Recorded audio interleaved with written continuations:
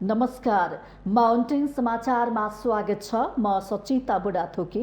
नमस्कार, म सिमरन गौतम। सुरुमा अहिलेसम्मका मुख्य समाचार।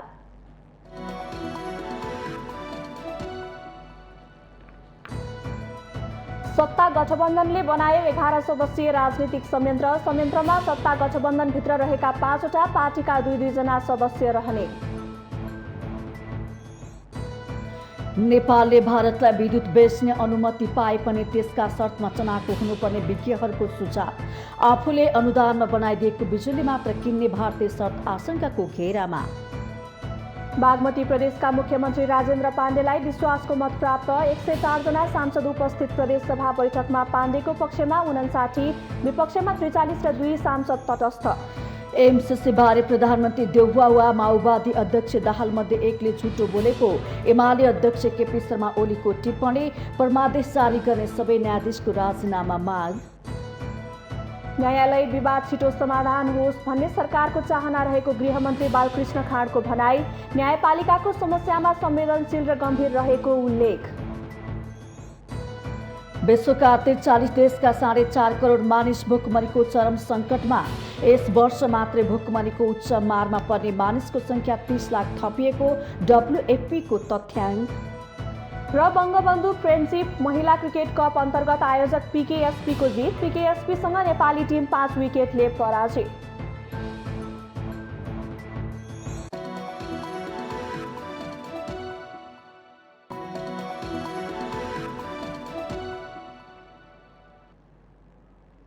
अब समाचार विस्तारमा। सत्तारूढ गठबन्धनले 11 सदस्यीय 5 दलीय गठबन्धन समन्वय समिति गठन गरेको छ। प्रधानमन्त्री एवं नेपाली काङ्ग्रेसका सभापति शेरबहादुर देउवाको अध्यक्षतामा सोमबार अपराह्न बालुवाटारमा बसेको सत्तारूढ गठबन्धनको बैठकले सबै दलबाट 2 जना सदस्य रहने र सरकारको तर्फबाट सञ्चार तथा सूचना प्रविधि मन्त्री ज्ञानेन्द्र बहादुर कार्कीलाई समेटेर समन्वय समिति बनाउने निर्णय गरेको हो।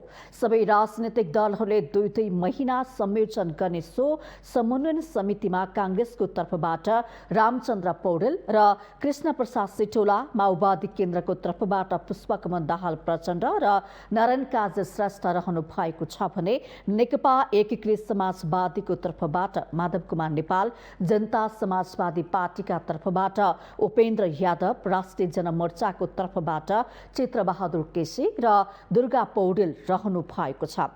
नेकपा एकीकृत समाजवादीको 1 जना र जनता समाजवादी पार्टीको 1 जनाको नाम भने पछि आउने गरी 2-2 जना सदस्यहरूको रहेको र मन्त्रीहरूको तर्फबाट आफू समेत सहभागी हुने गरी सत्तारूढ गठबन्धनको 5 दलीय गठबन्धन समन्वय समिति निर्माण गरिएको सञ्चार तथा सूचना प्रविधि मन्त्री एवं काङ्ग्रेस नेता कार्कीले जानकारी दिनुभयो।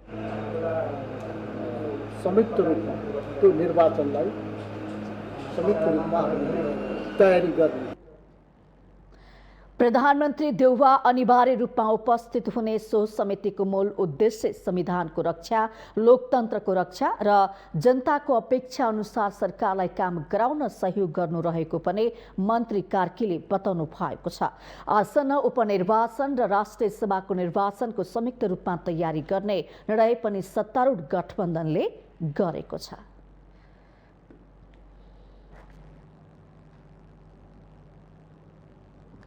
भारतले पहिलो पटक औपचारिक खुला प्रतिस्पर्धाका आधारमा नेपालबाट 39 मेगावाट बिजुली किनेको विषय अहिले चर्चामा छ। आफूले नै अनुदानमा बनाइदिएको त्रिशुली र देवीघाटको बिजुली भारतले किन्ने भएको कारण यो विषय चर्चामा आएको हो। भारत र भारतीयहरूको लगानी रहेको बिजुली मात्र किन्ने शर्तबाट भारत आफ्नो देशमा अन्य देशहरूको लगानीमा निर्मित बिजुली नभित्रियोस् भन्ने चाहनामा रहेको स्पष्ट हुन्छ। नेपालको बिजुली बेच्ने सबैभन्दा ठूलो बजार भारतले बाह्य लगानीमा उत्पादित विद्युत नकिन्ने हो भने नेपालमा बिजुलीको प्रचुर विकासमा बाधा आउने देखिन्छ। विद्युतीय क्षेत्रको तीव्र विकासबाट हुन सक्ने लाभको दायरामा जनतालाई समेट्न सके त्यो नै देशको हितमा हुनेछ। नेपालमा ऊर्जाको प्रचुर विकास गर्न सक्ने नेतृत्वको वर्षौंदेखि खोजी भइरहेको छ। देशभित्रै विद्युत खपत बढाउने गरी नीति योजना र कार्यक्रम ल्याउनु पर्छ भनेर बहस चलेको बेला सरकार बिजुली बेच्ने एकोहोरो कुरा गरिरहेको छ। अहिले पनि माग भन्दा उत्पादन बढी भएकोले तिहारमा बत्ती गएन, अध्यारो भएन भन्ने समाचारहरू आइरहेका छन्। हाल नेपाल विद्युत प्राधिकरणमा 2000 मेगावाट बढी जडान भएको छ भने उत्पादन क्षमता 1600 मेगावाटको हाराहारीमा छ। खपत बढाउन नसक्दा दिनको समयमा 200 मेगावाटबाट रातको समयमा 500 मेगावाट विद्युत दैनिक खेर गइरहेको प्राधिकरणले बताइरहँदा गत सातादेखि भारतले पहिलो पटक औपचारिक रूपमा खुल्ला प्रतिस्पर्धाका आधारमा नेपालबाट 39 मेगावाट बिजुली किनेको विषय चर्चामा आएको छ। भारतले किनेको बिजुली भारतले नै अनुदानमा बनाइदिएको त्रिशुली र देवीघाटको बिजुली हो। यी दुई आयोजना पनि भारतले कोशी ब्यारेज बनाउन दिए बापत नेपाललाई अनुदानमा दिएको थियो। भारतले जसरी बिजुली किन्न नेपालसँग शर्त समेत राखेको छ, उसले भारत र भारतीयहरूको लगानी रहेको बिजुली मात्र किन्ने भनेको छ। यो शर्त हेर्दा भारत आफ्नो देशमा अन्य देशहरूको लगानीमा निर्मित बिजुली नभित्रियोस् भन्नेमा छ। यससँगै के प्रश्न उठेको छ भने नेपालको बिजुली बेच्ने सबैभन्दा ठूलो बजार भारत हो। उसले बाह्य लगानीमा निर्मित बिजुली नकिन्ने हो भने नेपालमा बिजुलीको प्रचुर विकास हुन सक्दैन।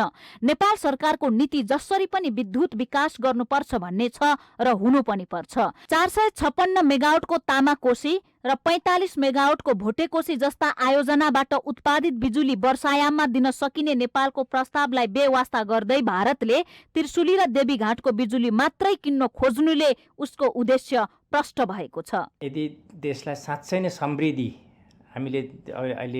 हामीले खोजे जस्तो समृद्धि चाहने हो भने चाहिँ आन्तरिक खपतमै जोड दिनुपर्ने हुन्छ। र किनभने जस्तो अहिले थुप्रै ग्यास चाहिँ इम्पोर्ट भइरहेछ, झनै 700 रुपियाँ चाहिँ एक सिलिन्डर ग्यासमा चाहिँ हामीले सब्सिडी दिएको छ नेपाल सरकारले। र ग्यास पनि अहिले आयल निगम पनि घाटामा छ भनेको छ।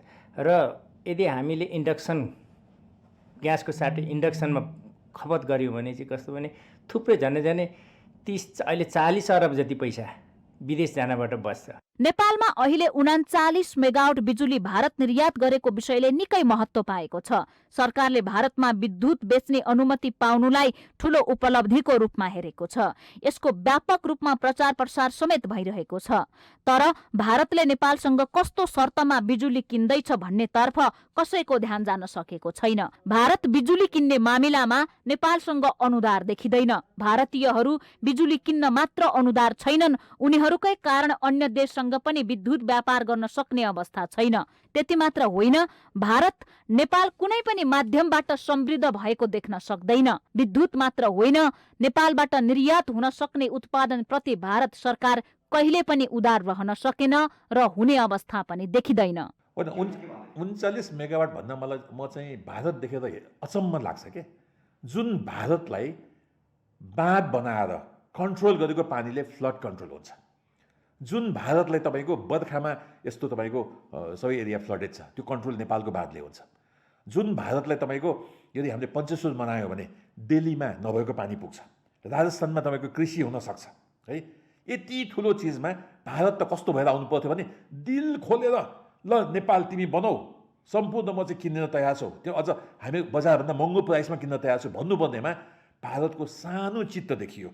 अति सानो चित्त के मैले बनाएको योजनाको 39 मेगावाट मात्रै म किन्छु भनेर भनेको मतलब के भने भारतीय ब्युरोक्रेसीले मेरो बाढी नियन्त्रण तिमीले गर्नु पर्दैन भनेको, जुन नेपाल बिना सम्भवै छैन।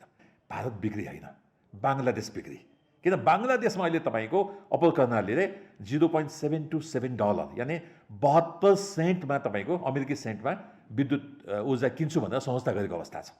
हामीले पिक पावर दिन सक्यो भने मलाई लाग्छ योभन्दा बढी मूल्यमा चाहिँ बिक्री हुन सक्छ। नेपालले बिजुली बेच्न हतार गर्नुपर्ने खास कारण पनि छैन। देशभित्र पर्याप्त विद्युत उपलब्ध भएन भन्दै उद्योगीहरू गुनासो गरिरहेका छन्। नेपाली उद्योगीहरूले सस्तो मूल्यमा बिजुली प्राप्त गर्न सकेको खण्डमा स्वदेशी उत्पादन बढ्नेछ र यसको धेरै ठूलो फाइदा नेपाललाई नै हुनेछ।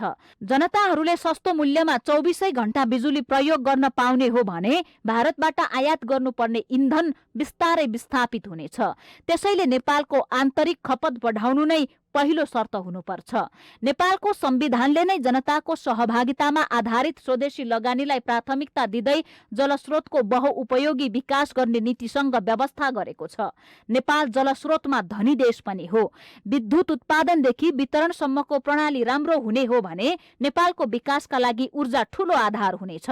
आज पनि माग अनुसार जनताले विद्युत खपत गर्न पाएका छैनन्। स्वदेशमै विद्युत खपत बढाउन सके उत्पादित विद्युतको उपयोगसँगै देशको आर्थिक विकासमा समेत ठूलो प्रभाव पर्ने निश्चित छ। त्यसैले विद्युत खपत वृद्धिको पूर्वाधार निर्माण, ग्रामीण विद्युतीकरण, कृषि, सिँचाइ र औद्योगिक वर्गका ग्राहकको महसुलमा पुनरावलोकन गर्न जरुरी छ। विद्युतीय सवारी साधनको प्रयोग बढाउनु पर्ने आजको आवश्यकता हो। विद्युतीय चुलोको उपयोग गर्न सकेको खण्डमा भारतबाट आयात भइरहेको एलपी ग्यास विस्थापित गर्न सकिनेछ। यसले नेपालको व्यापार घाटा कम गर्न ठूलो भूमिका खेल्नेछ। बिजुली बेचेर धनी हुने विषय पहिलो प्राथमिकतामा पार्नुभन्दा देशभित्र आन्तरिक खपत बढाएर इन्धनको आयातलाई विस्थापित गर्ने कुरामा जोड दिन सक्नुपर्छ। ऊर्जाको विशेषज्ञ नभए पनि वर्तमान ऊर्जा मन्त्री पम्फा भुसालबाट ऊर्जा क्षेत्रको विकासका निमित्त जुन पहल भइरहेको छ त्यो भने सराहनीय छ। अब भारतसँगको ज्यादा निर्भरतातर्फ जोड दिनुभन्दा जसरी पनि आन्तरिक खपत बढाउने भन्ने नै पहिलो शर्त बनाउन जरुरी छ। साथै साना साना अनुदान जनतालाई उपलब्ध गराउनु भन्दा विद्युतीय क्षेत्रको तीव्र विकासबाट हुन सक्ने लाभको दायरामा जनतालाई समेट्न सके त्यो नै देशको सर्वाधिक हितमा हुनेछ। माउन्टेन टेलिभिजन SD राजनीतिक ब्युरो। बागमती प्रदेशका मुख्यमन्त्री राजेन्द्र पाण्डेले विश्वासको मत प्राप्त गर्नु भएको छ। प्रदेश सभामा सोमबार भएको मतदान मार्फत उहाँले आफ्नो पक्षमा विश्वासको मत जुटाउनु भएको हो। 104 जना सांसद उपस्थित भएको उक्त बैठकमा पाण्डेले राखेको विश्वासको मत लिने प्रस्तावको पक्षमा 59 मत, विपक्षमा 43 र तटस्थमा 2 मत परेको सभामुख सानु कुमार श्रेष्ठले जानकारी दिनु भएको छ। मान्य सदस्यहरू, प्रदेश सभामा तत्काल रहेको सदस्य संख्या 109 रहेको छ। मान्य सदस्यहरू, आजको मतदानमा उपस्थित मान्य सदस्यहरूको संख्या 104 रहेको छ। मान्य सदस्यहरू, मान्य मुख्यमन्त्री श्री राजेन्द्र प्रसाद पाण्डेले नेपालको संविधानको धारा 168 को उपधारा 4 अनुसार नेपालको संविधानको धारा 188 को उपधारा 1 एवं प्रदेश सभा नियमावली 2074 को नियम 143 को उपनियम 1 बमोजिम आफूमाथि प्रदेश सभाको विश्वास छ। बागमती प्रदेश सभाको आकार 110 सदस्य भए पनि एमाले सांसद पशुपति चौलागाईको निधन भएपछि अहिले 109 जना मात्रै सांसद रहेका छन्, जसमध्ये एमालेका 43, माओवादी केन्द्रका 23, कांग्रेसका 22, एकीकृत समाजवादीका 13, विवेकशील साझा पार्टीका 3, नेपाल मजदुर किसान पार्टीका 2, राप्रपाका 2 र जसपाका तर्फबाट स्वतन्त्र सांसद 1 जना छन्। सोमबार भएको मतदानमा एमाले र विवेकशील साझाले विपक्षमा मत दिएका थिए। त्यस्तै नेपाल मजदुर किसान पार्टी तटस्थ बसेको थियो। नेपालको संविधानको धारा 168(4) मा मुख्यमन्त्री नियुक्त भएको 23 दिनभित्र प्रदेश सभाबाट विश्वासको मत प्राप्त गर्नुपर्ने प्रावधान छ। सोही अनुसार पाण्डेले विश्वासको मत लिनु भएको हो। कार्तिक 10 गते मुख्यमन्त्री अष्टलक्ष्मी साक्यले राजीनामा घोषणा गरेपछि प्रदेश प्रमुख यादव चन्द्र शर्माले 24 घण्टाको समय दिएर मुख्यमन्त्रीमा दाबी गर्न आह्वान गर्नु भएको थियो। उहाँलाई कार्तिक 11 गते मुख्यमन्त्री नियुक्त गरिएको थियो।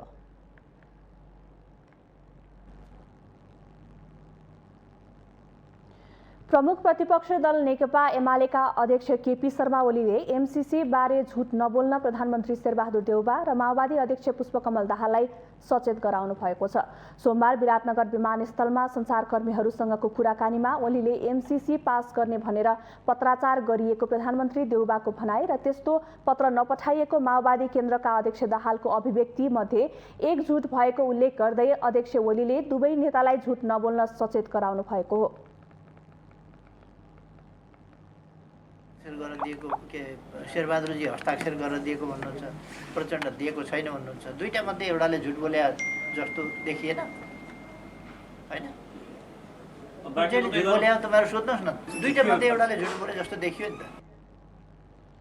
अध्यक्ष ओलीले प्रधान न्यायाधीश चोलेन्द्र शमशेर जबरा सहित कांग्रेस सभापति शेरबहादुर देउवालाई प्रधानमन्त्री बनाउन परमादेश जारी गर्ने सबै न्यायाधीशहरूले राजीनामा दिनुपर्ने अडान दोहोर्याउनुभयो। उहाँले प्रधान न्यायाधीश जबरा सहित सबै न्यायाधीशहरूले संविधानको पालना नगरेको आरोप समेत लगाउनुभयो। राजीनामा सबै दिनुपर्ने खालको हुनुहुन्छ। उहाँहरूले अदालतको मर्यादा कसैले पनि बचाउनु भएको छैन, संविधानको पालना कसैले गर्नुभएको छैन। संविधानको व्याख्यातासम्म हो अदालत, तर संविधानको परिवर्तनकारी अथवा संविधान संशोधन गर्ने अथवा संविधान हेरफेर गर्ने होइन, संविधानको व्याख्यासम्म गर्न सक्ने हो। व्याख्या गरेन, उनले आफै संविधानका अनेक धाराहरू सिर्जना गरे। अध्यक्ष ओलीले संविधान परिवर्तन गर्ने र हेरफेर गर्ने काम अदालतको नभएको स्मरण गराउनुभयो।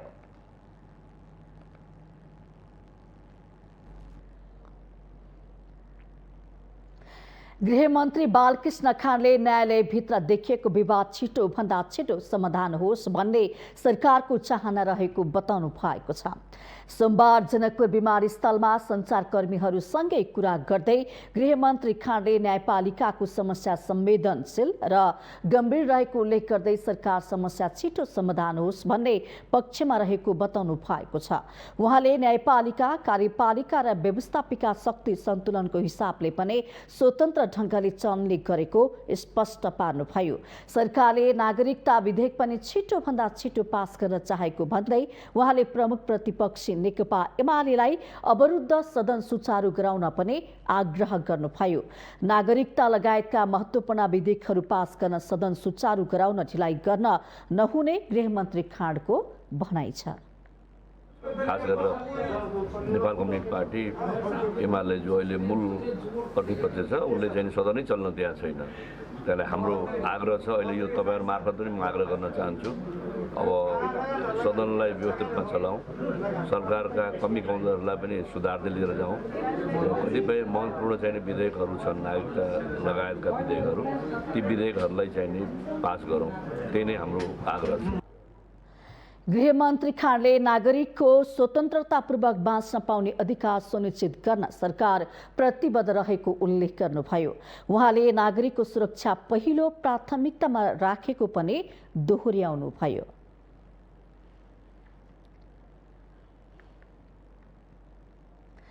माउन्टेन समाचारमा पालो भएको छ विश्रामको।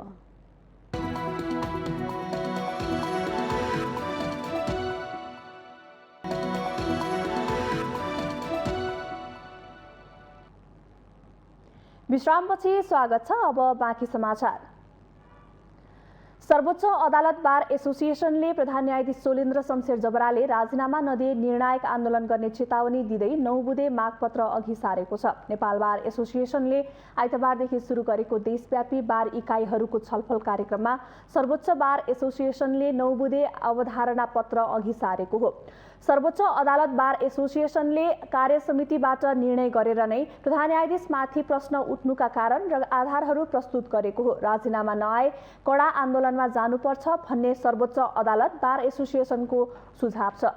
सर्वोच्च बारले प्रधान न्यायाधीश जबरामाथि 3 वर्ष न्यायपालिकाको नेतृत्व गर्दा पनि सार्वजनिक रूपमा व्यक्त प्रतिबद्धता कार्यान्वयन नगरेको आरोप लगाएको छ। सर्वोच्च अदालत बारले तत्काल राजीनामा नगरी न्यायालयको मान मर्यादा, प्रतिष्ठान र इज्जत जोगाउन आग्रह समेत गरेको छ। सर्वोच्च अदालत बारले अब हुने आन्दोलनबाट उत्पन्न परिणामका भागीदार प्रधान न्यायाधीश हुनुपर्ने स्मरण समेत गराएको छ।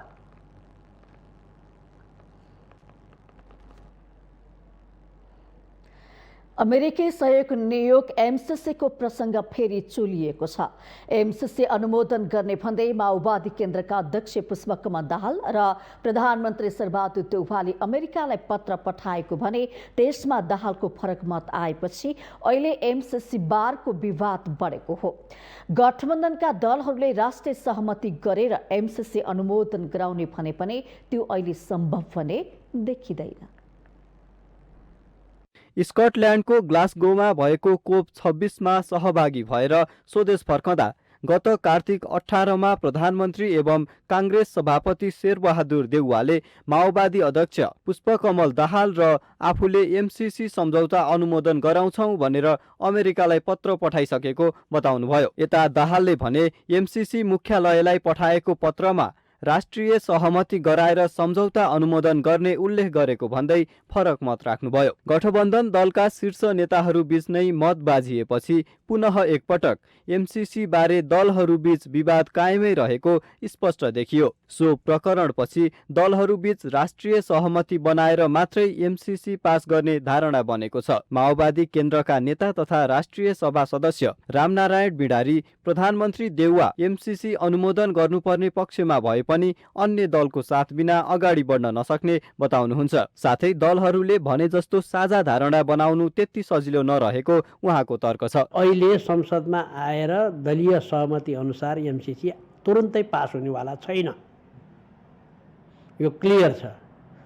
तर दलीय सहमति गर्नको निम्ति अहिलेको मस्यौदा एग्रिमेन्टलाई अलिअलि संशोधन गरेर यहाँभित्र भएका इन्टर्नल आन्तरिक पत्राचारहरूलाई पनि अध्ययन गरेर यो पारित गर्न सकिन्छ। तर अहिले यो तुरुन्त सम्भव छैन। एमसीसी अनुमोदन बारे फरक अडानमा रहेका कांग्रेस, माओवादी तथा एकीकृत समाजवादी बीच एमसीसी बारे साझा धारणा बन्ने सम्भावना निकै न्यून छ। प्रमुख सत्ता घटक कांग्रेस सम्झौता अनुमोदनको हतारोमा देखिन्छ, तर माओवादी र एकीकृत समाजवादीले भने संशोधन सहित राष्ट्रिय सहमतिपछि अनुमोदन गर्नुपर्ने बताएका छन्। कांग्रेस बाहेक सबै दलले विरोध गरिरहेकाले अहिले अनुमोदनका लागि राष्ट्रिय सहमति बनाउन सम्भव नरहेको राजनीतिक विश्लेषक कल्याणदेव भट्टराई बताउनुहुन्छ। सबैको बारेमा सबैको सहमति बन्ने त म कुनै पनि सम्भावना देख्दैन, किनभने विगत केही वर्षदेखि ओपनली नै मान्छेले म्याक्सिमम क्रिटिसाइज गरिसकेका छ। माओवादीका नेताहरूदेखि लिएर एमालेका नेताहरूदेखि लिएर सबैले एउटा क्रिटिसाइज ओपनली पब्लिकली क्रिटिसाइज नगर्नेमा नेपाली कांग्रेस मात्रै हो, अरू त सबैले क्रिटिसाइज गरिसकेका छ। अब तिनीहरूले आफ्नो फेस सेभिङ कसरी गर्छ, यी सबै कम्प्लिकेसनहरू भएको हुनाले मेरो विचारमा सहमतिमा पास हुन त सम्भवै छैन। एमसीसीलाई यति धेरै विवादित बनाउनु आवश्यक नरहेको स्वीकारोक्ति स्वयं नेताहरूले नै गरिरहेका छन्, तर विवाद भने उनीहरूले नै सिर्जना गरिरहेका छन्। जनस्तरमा समेत एमसीसी बारे व्यापक नकारात्मक विचार पैदा गराउनुको पछाडि विरोधी नेताहरूकै अभिव्यक्ति मूल कारक हो। जनआक्रोशको शिकार बन्ने डरले पनि चुनाव अगाडि एमसीसी अनुमोदन गर्न दलहरू केही हच्केका छन्। गठबन्धनका 5 घटक 5 तिर फर्केको अवस्थामा दलहरूले भने जस्तो राष्ट्रिय सहमति बन्छ या बन्दैन हेर्न भने बाँकी नै छ। माउन्टेन टेलिभिजन एचडी का लागि क्यामेरामा निखिल कपालीका साथमा सुजन चालिसे, राजनीतिक ब्युरो। पछिल्लो समय सबैभन्दा बढी ठगी हुने ठाउँ वैदेशिक रोजगारी बनेको छ। त्यसो त देशमा रोजगारीको अभावमा युवाहरू वैदेशिक रोजगारीको चक्करमा लाग्नु बाध्यता नै छ। वैदेशिक रोजगार विभागले कोरोना महामारीमा युवाहरूमाथि ठगी बढी हुँदै आएको र निषेधाज्ञा खुकुलो भएसँगै ठगीका उजुरीहरू बढ्दै गएको बताएको छ। पछिल्लो समय वैदेशिक रोजगारीमा हुने ठगीको महामारी कोरोना महामारी जसरी नै बढिरहेको छ। कोरोना महामारीको अवस्थामा कतिपय गन्तव्य मुलुकहरूले विदेशी कामदार नलिएको अवस्थामा समेत म्यानपावर तथा एजेन्टहरूले भिजिट भिसामा गन्तव्य मुलुकमा पुर्याएर काम लगाइदिने प्रलोभन देखाएर ठगी गर्ने प्रवृत्ति बढेको हो। निषेधाज्ञा खुकुलो भएसँगै अहिले वैदेशिक रोजगार विभागमा ठगीको उजुरीको चाङ लागिरहेको छ। कतिपय उजुरीकर्ताहरूको वर्षौं दिनसम्म पनि सुनुवाई नहुनेदेखि लिएर उजुरी गरेको फाइल नै हराउने गरेकाले वैदेशिक रोजगार विभागबाट पनि न्याय पाउनेमा पीडितहरू ढुक्क हुन सकेका छैनन्। उजुरी हालेको मैले 2 वर्षभन्दा माथि भयो हैन, मसँग प्रुफ छ। तर उहाँहरू भन्नुहुन्छ तपाईँले विभागमा कुनै निवेदन हाल्नुभएको छ, म निवेदन हालेको थिइनँ भने प्रुफ मसँग कसरी हुन्छ? अहिले मलाई के भन्नुहुन्छ भने विभागले अब ओरिजिनल बिल चाहिन्छ अनि हामी अगाडि बढाउँछौँ भन्नुहुन्छ। त्यसरी त म त त्यसैकै पनि डुबेको छु सर हैन। विभाग भनेको वैदेशिक रोजगार विभाग भनेको हामी जस्तो पीडितको लागि खोलेको भन्ने ठुलो आशा बोकेर आथ्यौँ। तर अहिले आएर त्यस्तो कुराहरू गर्दाखेरि यो चाहिँ पीडितको लागि होइन रहेछ। जो मान्छे भनौँ न अलिकति पैसा जुन शोषण गर्छ, जसले भ्रष्टाचार गर्छ, त्यसको लागि खुलेको हो कि भन्ने मेरो मनमा चाहिँ एकदम उत्पन्न भइरहेछ। पीडित युवाहरूले यसो भनिरहँदा वैदेशिक रोजगार विभागले भने पीडितहरूको घाउमा मलहम लगाउन हरसम्भव प्रयास गरिरहेको दावी गरेको छ। एउटै उजुरीको लागि पटक पटक विभागमा धाउनुपर्ने बाध्यताको अन्त्यका लागि अध्ययन गरिरहेको वैदेशिक रोजगार विभागका निर्देशक तथा सूचना अधिकारी कमल गेवाली बताउनुहुन्छ। यसमा चाहिँ हामीले संस्थागत प्रबन्धलाई एउटा जनशक्तिलाई पनि एउटा सशक्त बनाएर अगाडि बढाउने र चेक एन्ड ब्यालेन्सको मेकानिजम पनि बनाउनु पर्ने देखिएको छ। किनभने जनताले उजुरी दियो, उसको सुनवाई भयो कि भएन र दिएको उजुरीको सम्बन्धमा त्यो कहाँ पुग्यो त्यसलाई ट्र्याकिङ पनि गर्नु पर्यो र एउटै उजुरीको सन्दर्भमा जनतालाई पटक पटक आउने वातावरणको अन्त्य गर्नु पर्यो भन्ने मेरो मान्यता रहेको छ।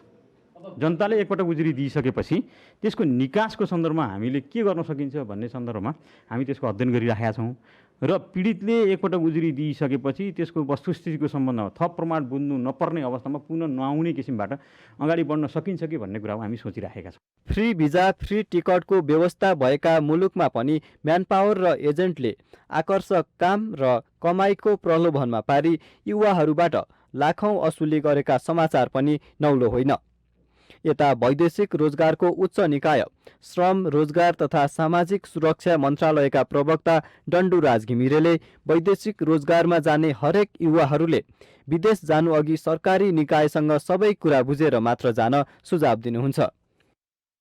नेपाली युवाहरू क्रमशः चाहिँ अब ठगिने उसबाट चाहिँ बचाउन सकिन्छ भनेर सचेत भएर नेपाल सरकारले चाहिँ त्यो प्रबन्ध गरेको हो र त्यो सुविधालाई पनि युज नगरिकन जान्ने भएर इमोसनल तरिकाले साथीहरू सुझबुझ नराखिकन गर्नुहुन्छ अनि ठगाइमा पर्नुहुन्छ।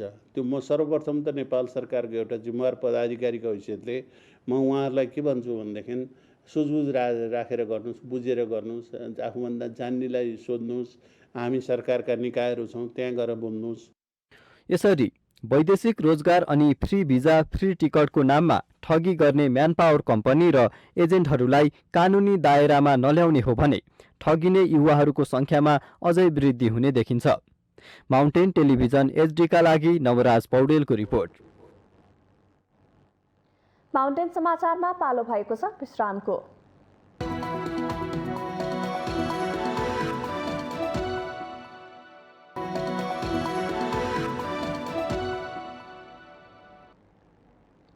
विश्रामपछि स्वागत छ। अब बाँकी समाचार।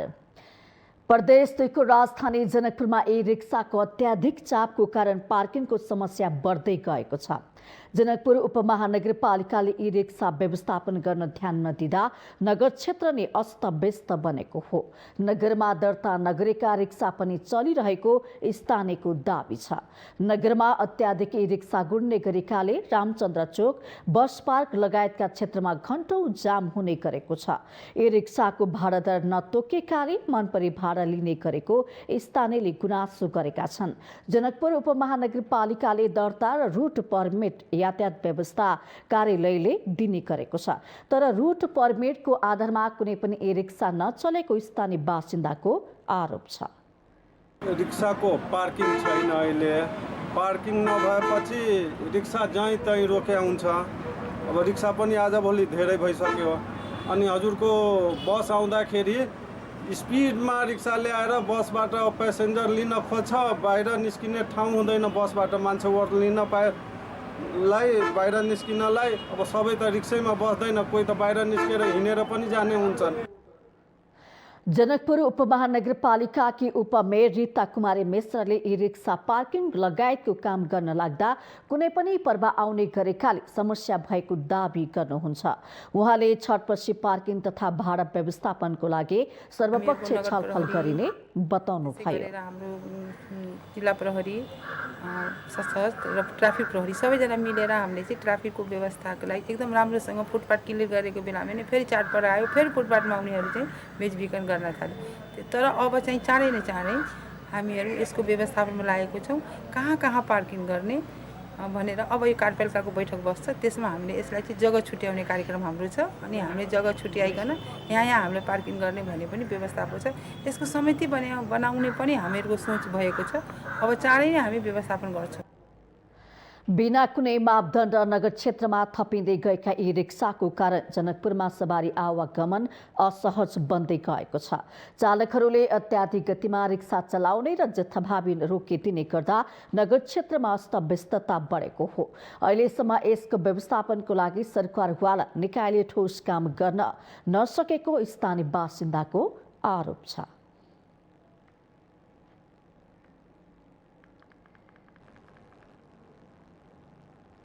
ऐतिहासिक तथा धार्मिक नगरी जनकपुर धामको छठ पर्व नेपालमै प्रसिद्ध छ। यहाँ हुने छठ पूजा हेर्न आन्तरिक तथा भारत लगायत अन्य देशबाट समेत पर्यटकहरू आउने गरेका छन्।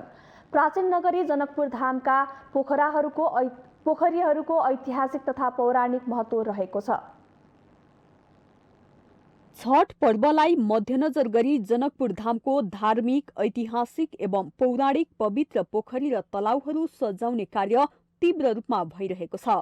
गंगा सागर, धनुष सागर, अंगराज सागर, रुक्मिणी सागर, अग्निकुण्ड, बिहारकुण्ड तथा रत्न सागर सहितका महत्त्वपूर्ण पोखरीहरू दुलही झैं सिंगारिँदैछन्। यी पोखरीहरूमा हजारौं श्रद्धालुहरूले छठ पर्व मनाउने गर्दछन्।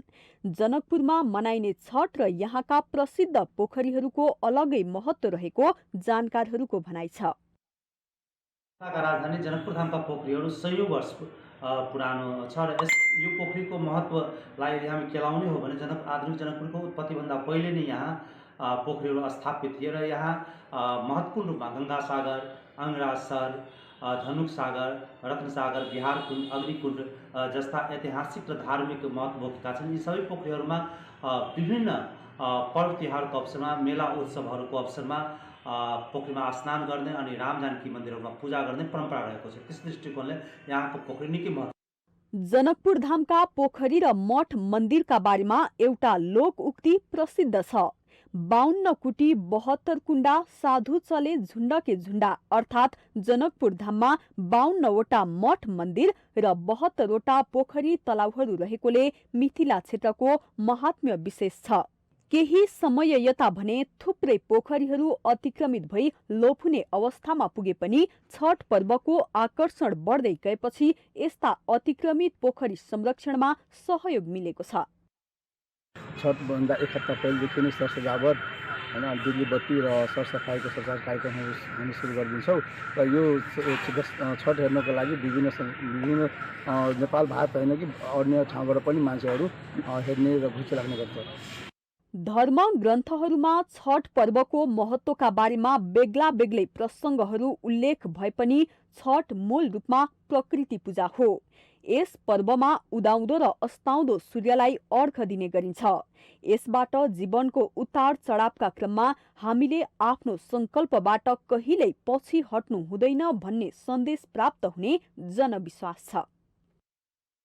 जनकपुर धामको हुने महापर्व छठ विशेष रूपमा मनाइने गरिन्छ, किनकि यहाँ यो पोखरीको सहरको रूपमा पनि जनकपुर धामलाई चिन्ने गरिन्छ। त्यसकारण गंगा सागर, धनु सागर, राम सागर, अंगराज सर सहित जनकपुरको अधिकांश पोखरीहरूमा छठ पर्व धुमधामको साथ मनाउने गरिन्छ। त्यसकारण छठ पर्व हेर्न देशी विदेशीहरू, आन्तरिक पर्यटक र बाहिरी पर्यटक सबै चाहिँ छठ पर्वमा आउने गरिन्छ। त्यसकारण यो जनकपुरको शोभा पनि हो र जनकपुरको संस्कृतिको एउटा सन्देश पनि हो कि जनकपुरको संस्कृति कति धनी छ, कति समृद्ध छ। त्यसकारण यो छठ पर्व बाहिरको विदेशी टुरिस्टहरू पनि छठ पर्व हेर्नको लागि आउने गरिन्छ। पछिल्ला 2 वर्ष कोरोना महामारीका कारण छठको रमझममा केही कमी आए पनि यस वर्ष भने जनकपुरमा छठको धुमधाम विशेष छ। माउन्टेन टेलिभिजन HD का लागि धनुषा सहकर्मी कैलाश दासको रिपोर्ट।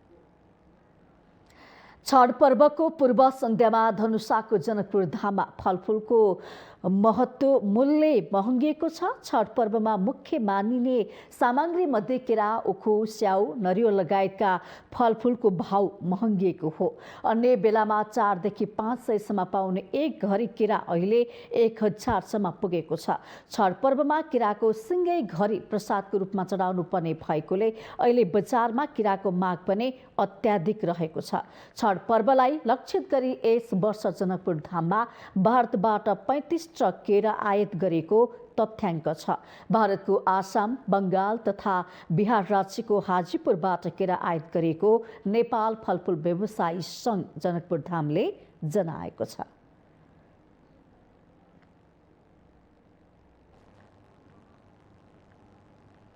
पछिल्लो 24 घण्टामा 390 जनामा कोरोना भाइरस संक्रमण पुष्टि भएको छ। स्वास्थ्य तथा जनसङ्ख्या मन्त्रालयका अनुसार 2606 पीसीआर परीक्षणमा 371 र 2420 एन्टिजेन परीक्षणमा 19 जना गरी जम्मा 390 जनामा संक्रमण पुष्टि भएको हो। यस्तै पछिल्लो 24 घण्टामा कोरोना संक्रमणका कारण 5 जनाको मृत्यु भएको छ भने संक्रमण मुक्त हुनेको संख्या 425 रहेको छ। हाल देशभर कोरोना भाइरसको सक्रिय संक्रमितको संख्या 7654 रहेको छ।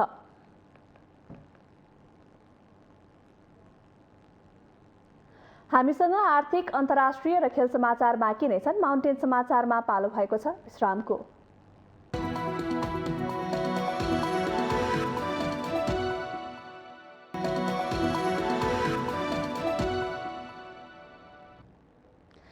विश्रामपछि स्वागत छ। अब पालो आर्थिक समाचारको।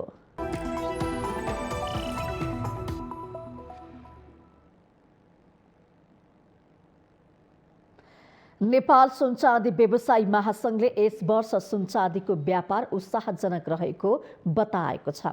महासंघका अध्यक्ष मणिक रत्न साक्यले गत वर्षको तुलनामा यस वर्ष सुनचाँदीको व्यापार उत्साहजनक रहेको बताउनु भएको हो। उहाँले विगतका 2 वर्ष कोरोना भाइरसका कारण व्यापार हुन नसकेको भए पनि यस वर्ष चाडबाडमा अपेक्षा अनुसारकै व्यापार भएको बताउनु भएको छ। अध्यक्ष साक्यले चाडबाडपछिका केही दिन बजार सुस्त भए पनि सरकारले प्रतिदिन तोकेको 20 किलो सुनको आयात भइरहने हुनाले चाडबाडमा बिक्री भएर सकिएको ठाउँको परिपूर्ति हुने पनि बताउनु भएको छ। उहाँले मङ्सिरबाट विवाहको सिजन सुरु हुने भएकोले त्यो बेलामा राम्रो व्यापार हुने कुरामा आशावादी रहेको बताउनु भएको छ। अध्यक्ष साक्यले दशैं र तिहारको बेला प्रतिदिन सुनको व्यापार 40 किलो र चाँदीको व्यापार 1000 किलोसम्म भएको बताउनु भयो। 40 किलोको हाराहारी दिनको चाहिँ सुनको बिक्री भएको छ भनेदेखि दशैंको पछि तिहारको बेलामा पनि लगभग 40 किलोको हाराहारीमै चाहिँ दैनिक व्यापार भएको छ र यो धनतेरसको दिनमा चाहिँ लगभग 50 केजीको हाराहारीमा डिमान्ड आएको थियो। र चाँदीको कुरा गर्नु पर्दाखेरि प्रतिदिन चाहिँ 1000 किलोको हाराहारी हाम्रो चाँदीको चाहिँ डिमान्डहरू आएको थियो र यो धनतेरसको दिनमा तिहारमा चाहिँ 2000 केजीसम्मको चाहिँ डिमान्ड एकै दिनमा एकदमै चाहिँ उत्साहप्रद रूपमा डिमान्ड आएको थियो। अध्यक्ष साक्यले सरकारले सुनचाँदी वितरणलाई वैज्ञानिक र पारदर्शी बनाउन आवश्यक रहेको बताउनु भएको थियो। उहाँले सुनचाँदीलाई पर्याप्त मात्रामा आपूर्तिको व्यवस्था गर्नुपर्ने बताउँदै देश संघीयतामा गइसकेकाले सुनको वितरण पनि काठमाडौँमा केन्द्रित नगरी सातै प्रदेशको राजधानी मार्फत हुनुपर्ने बताउनु भयो। यसलाई चाहिँ हामीले विशेष गरी वैज्ञानिक र पारदर्शी बनाउनु जरुरी छ र यसलाई पर्याप्त रूपमा आपूर्तिको व्यवस्थापन गर्नुपर्ने जरुरी छ। र यसै सन्दर्भमा जाँदाखेरि अब रिसेन्टली हामी चाहिँ नेपाल राष्ट्र बैङ्क जाँदैछौँ। नेपाल राष्ट्र बैङ्क र अर्थ मन्त्रालय लगायत विभिन्न नियामक निकायहरूमा हामी चाहिँ यही सुनको सप्लाईसँग सम्बन्धित विषयमा अब देश चाहिँ संहिताको त्यसमा गइसकेको राज्य पुनर्संरचनामा गइसकेको सन्दर्भमा सुनको सप्लाई पनि काठमाडौँ केन्द्रित नगरिकन 7वटा प्रदेशको राजधानीहरूको मार्फतबाट राजधानीहरूको तर्फबाट चाहिँ वितरण हुनुपर्छ। अध्यक्ष साक्यले आपूर्तिको 20 किलो कोटालाई प्रतिदिन 30 किलो बनाउनु उपयुक्त हुने विचार पनि व्यक्त गर्नुभयो।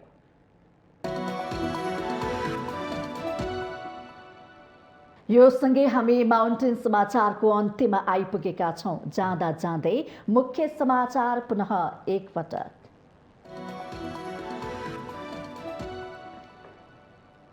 सत्ता गठबन्धनले बनायो 11 सदस्यीय राजनीतिक संयन्त्रमा सत्ता गठबन्धनभित्र रहेका 5वटा पार्टीका 2-2 जना सदस्य रहने। नेपालले भारतलाई विद्युत बेच्ने अनुमति पाए पनि त्यसका शर्तमा चनाखो हुनुपर्ने विज्ञहरूको सुझाव। आफूले अनुदानमा बनाइदिएको बिजुली मात्र किन्ने भारतीय शर्त आशंकाको घेरामा। बागमती प्रदेशका मुख्यमन्त्री राजेन्द्र पाण्डेलाई विश्वासको मत प्राप्त। 104 जना सांसद उपस्थित प्रदेश सभा बैठकमा पाण्डेको पक्षमा 59, विपक्षमा 43 र 2 सांसद तटस्थ। एमसीसी बारे प्रधानमन्त्री देउबा वा माओवादी अध्यक्ष दाहाल मध्ये एकले झुट बोलेको एमाले अध्यक्ष केपी ओलीको टिप्पणी, परमादेश जारी गर्ने सबै न्यायाधीशको राजीनामा माग। न्यायालय विवाद छिटो समाधान होस् भन्ने सरकारको चाहना रहेको गृहमन्त्री बालकृष्ण खाँडको भनाई। नगरपालिकाको समस्यामा संवेदनशील र गम्भीर रहेको उल्लेख। विश्वका 43 देशका 4.5 करोड मानिस भोकमरीको चरम सङ्कटमा। यस वर्ष मात्रै भोकमरीको उच्च मारमा पर्ने मानिसको सङ्ख्या 30 लाख थपिएको WFPको तथ्याङ्क। र बङ्गबन्धु फ्रेन्डसिप महिला क्रिकेट कप अन्तर्गत आयोजक PKSPको जित। PKSPसँग नेपाली टिम 5 विकेटले पराजित।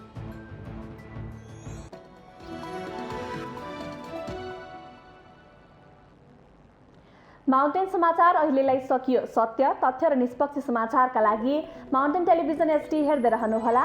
नमस्कार।